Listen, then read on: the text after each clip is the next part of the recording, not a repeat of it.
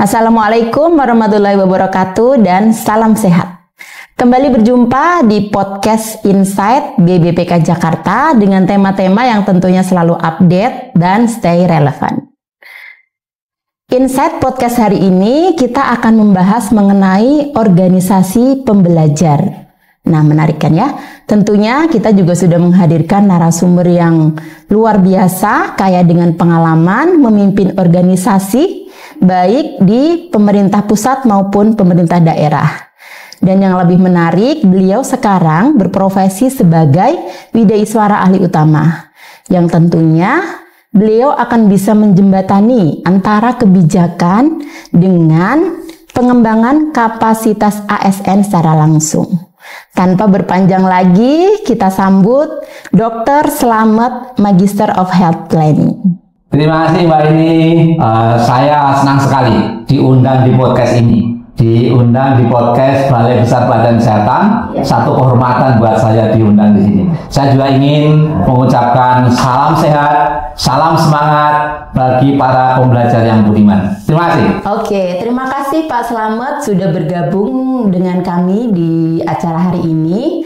Nah, kalau kita membicarakan tentang organisasi pembelajar nih Pak Slamet, apa sih sebetulnya relevansinya dengan Kementerian Kesehatan nih, yang tentu kita tahu sedang berproses dengan transformasi kesehatan? Silakan Pak Slamet. Terima kasih. Kita tahu bahwasanya yang namanya organisasi itu adalah merupakan wadah bagi banyak orang yang ingin membentuk kerjasama. Kerjasama untuk apa? Untuk mencapai tujuan. Biasanya tujuan itu adalah dirumuskan dalam visi organisasi. Nah, di dalam organisasi itu adalah ada bagian-bagian yang untuk berbagi tugas, berbagi peran, dan berbagi tanggung jawab. Demikian juga Kementerian Kesehatan. Kementerian Kesehatan adalah suatu organisasi yang sangat besar, mempunyai tugas yang sangat luas. Tentu di sana juga ada pembagian tugas di masing-masing unitnya. Dari unit itu juga ada pembagian tugas, tanggung jawab, dan peran kepada seluruh insan kesehatan yang ada di situ. Nah, agar bisa melakukan tugas sebaik-baiknya, maka perlu adanya proses pembelajaran yang disebut organisasi pembelajaran dari masing-masing organisasi itu. Itu. Oke, menarik sekali ya. Tentunya proses menjadi organisasi pembelajar ini tentu tidak mudah ya Pak Slamet. Betul, ya. Betul. Nah, Pak Slamet bisa nggak ya memberikan contoh konkret gitu ya Pak, organisasi pembelajar ini yang sudah dipraktekkan di Kemenkes maupun di BBPK Jakarta sendiri Pak? Terima kasih Mbak. Yang pertama, yang sebelum saya masuk kepada implementasi contoh yang ada di Kementerian Kesehatan, saya ingin menyinggung sedikit bahwasanya pentingnya organisasi pembelajaran. Bahwasanya setiap organisasi yang dilengkapi dengan proses pembelajaran di internalnya itu akan lebih eksis, lebih adaptif, dan bisa melayani lebih banyak lagi. Oleh karenanya penting adalah untuk menyelenggarakan pembelajaran organisasi atau learning organization. Nah, kaitannya dengan pertanyaan Mbak Heni, implementasi tentang organisasi pembelajaran di Kementerian Kesehatan, saya barangkali akan lebih fokus menjelaskan implementasi itu di Balai Besar Pelatihan Kesehatan, di mana saya dalam 2,5 tahun ini bertugas di situ. Untuk memudahkan penjelasan implementasi di sini, saya akan mengutip pendapat Pak Petersen yang disampaikan oleh beliau tahun 1998. Ada 5 prinsip untuk implementasi organisasi pembelajaran. Prinsip pertama adalah pemikiran sistem. Namanya pemikiran sistem itu adalah saling ketergantungan antara satu unit dengan unit yang lain. Implementasi di Balai Besar Pelatihan Kesehatan seperti apa? Di sini tugas-tugas itu dibagi kepada katingker yang ada dengan adum yang ada. Mereka punya peran masing-masing. Tetapi di dalam melaksanakan tugas itu tentu mereka punya pandangan yang sama. Itulah pemikiran sistem. Nggak boleh mereka punya pandangan masing-masing yang tidak terkoordinir. Nah, untuk mengkoordinir yang semacam ini adalah diperankan oleh Bapak Kepala Balai Besar Pelatihan Kesehatan. Jadi semua supaya satu sistem. Nggak akan mungkin satu pelatihan berhasil tanpa mereka berpikir satu sistem. Itu pemikiran sistem. Prinsip yang pertama. Prinsip yang kedua adalah tentang keahlian personal. Orang mengatakan personal mastery. Nah, ini kalau kita implementasikan di Balai Besar Pelatihan Kesehatan seperti apa? Setiap Widya Iswara yang ada di sini untuk mengampu pelatihan pasti mereka punya sertifikat. Sertifikat itu mencerminkan kemampuan untuk materi yang diampunya sebagai cerminan tingkat pengetahuan keterampilannya.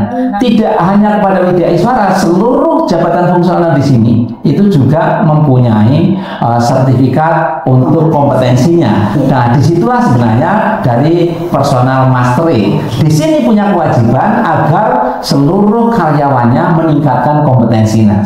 Itu prinsip kedua. Prinsip ketiga adalah tentang mental model. Nah, mental model ini prinsipnya adalah bahwasanya setiap orang itu punya pandangan, punya asumsi, punya sikap di dalam mencermati suatu kejadian.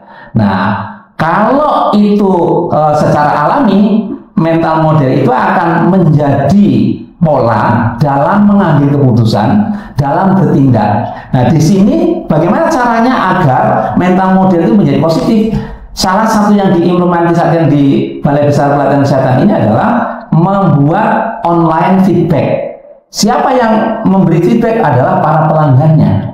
Nah, dari feedback itu kita akan mencermati merupakan materi langsung untuk menstimulir karyawan di sini bagaimana mencerminkan, memperbaiki cara kerja. Nah, dari situ dipacu orang agar out of the box. Jangan hanya terpacu kepada mental model yang berhenti, tapi adalah bagaimana feedback dari pelanggan. Intinya adalah agar berpikir cara baru, agar berpikir cara yang efektif dan seterusnya. Itu prinsip yang ketiga. Nah, prinsip yang keempat adalah namanya share vision atau visi bersama. Nah, visi bersama ini adalah kita tahu setiap organisasi harus punya tujuan. Nah, tujuan itu adalah visi yang diformulasikan bersama seluruh komponen yang ada di organisasi ini supaya mereka merasa memilikinya. Tetapi lebih penting lagi, setelah itu terformulasikan adalah bagaimana mencapainya. Nah, untuk mencapainya itu, maka setiap orang yang ada di Balai Besar Pelatihan Kesehatan ini harus tahu visinya Balai Besar ini. Apa visinya? Adalah bagaimana menciptakan pelatihan yang bagus, bagaimana menciptakan pelatihan yang berkualitas, dan itu tiap hari, tiap saat, khususnya di apel pagi Senin disosialisasikan. Wujudnya apa? Melalui Mars Balai Besar Pelatihan Kesehatan, melalui yel-yel. Itu adalah sangat-sangat besar untuk mensosialisasikan visi dari Balai Besar Pelatihan Kesehatan supaya dihayati oleh seluruh karyawan. Itu prinsip keempat. Nah, prinsip kelima adalah pembelajaran tim. Ini juga sangat penting. Apa yang dimaksud pembelajaran tim adalah bahwasanya kita tahu setiap organisasi punya anggota, setiap orang itu punya pengalaman masing-masing, kedalaman pengetahuannya juga berbeda, pengalamannya juga berbeda, cara mengatasi berbeda. Nah, ini mereka punya ilmu yang namanya ada klasifikasi tacit knowledge, ada punya ilmu yang namanya expressive knowledge. Nah, supaya ini bisa dimanfaatkan bersama, saling mengisi, bisa mentransfer antara satu orang dengan orang lain, itulah esensi dari proses pembelajaran bersama. Di sini juga sudah berlangsung. Bagaimana cara pembelajaran bersama di sini? Dikoordinir oleh para katim, dikoordinir oleh ketua Widya Iswara. Cara melaksanakannya dengan sharing session, dengan seminar, dengan workshop, baik itu daring maupun luring. Jadi intinya sudah terlaksana. Tapi saya ingin garis bawahi, bagaimana itu bisa terlaksana? 5 prinsip itu, karena di sini paling tidak ada 3 hal yang penting. Pertama, memang harus ada komitmen dari pimpinan dan kemudian anggotanya. Nah, komitmen itu kita tahu bahwasanya komitmen pimpinan baik kepala maupun para kadim sangat tinggi untuk itu. Yang kedua adalah kita tahu juga bahwasanya Kementerian Kesehatan sudah memutuskan memiliki corporate university, dan kita Balai Besar Pelatihan Kesehatan Jakarta ini merupakan salah satu pelaksananya. Nah, komitmen yang ketiga, kita tahu bahwasanya sebagai lembaga pelatihan kita secara periodik dilakukan yang namanya akreditasi, baik penjagaan mutu oleh Dirjen SDM Kesehatan maupun juga penjagaan mutu melalui akreditasi oleh lembaga administrasi negara. Nah, kita saat ini adalah pada klasifikasi A. Itu kan suatu proses yang sangat bagus dalam konteks untuk menjaga prestasi. Agak panjang, tapi saya pikir itulah 5 prinsip dari Peter Singh terkait dengan implementasi organisasi pembelajaran di Balai Besar Pelatihan Kesehatan. Oke, baik, luar biasa sekali ya Pak. Implementasi nyata yang sudah dilakukan Balai Besar Pelatihan Kesehatan untuk tentunya mewujudkan organisasi pembelajar itu sendiri gitu ya Pak ya. Oke Pak Slamet, terakhir nih Pak, kalau misalnya Bapak diberikan kesempatan untuk menyampaikan pesan kepada ASN Muda Kemenkes nih Pak, yang sekarang sedang menjadi bagian dari organisasi pembelajar, apa yang ingin Bapak sampaikan? Oke. Sebelum saya menyampaikan pesan, karena ini barangkali sesi terakhir, saya ingin menyampaikan kesimpulan dulu. Kesimpulan yang ingin saya sampaikan bahwasanya yang namanya organisasi pembelajar atau organisasi pembelajaran adalah organisasi yang mampu mengarahkan, mengajak, menggerakkan seluruh anggotanya, seluruh karyawannya untuk mengembangkan, mengasah kemampuannya, keterampilannya, pengetahuannya untuk menjadi lebih baik. Tujuannya adalah untuk memberi pelayanan sebaik-baiknya. Nah, pesan saya, marilah kita terus belajar untuk memberikan pelayanan terbaik bagi bangsa Indonesia. Oke, baik, luar biasa sekali ya. Singkat, padat, namun semuanya bermakna gitu ya. Terima kasih atas sharingnya Pak Slamet pada pagi hari ini. Perbincangan hari ini tentunya membuka wawasan kita ya, bahwa transformasi bukan hanya soal sistem dan kebijakan, tapi juga mindset dan semangat belajar. Untuk Sobat Sehat, sampai berjumpa kembali pada podcast Insight selanjutnya dengan tema-tema yang luar biasa juga. Kami undur diri. Assalamualaikum warahmatullahi wabarakatuh. Waalaikumsalam warahmatullahi wabarakatuh. Salam sehat.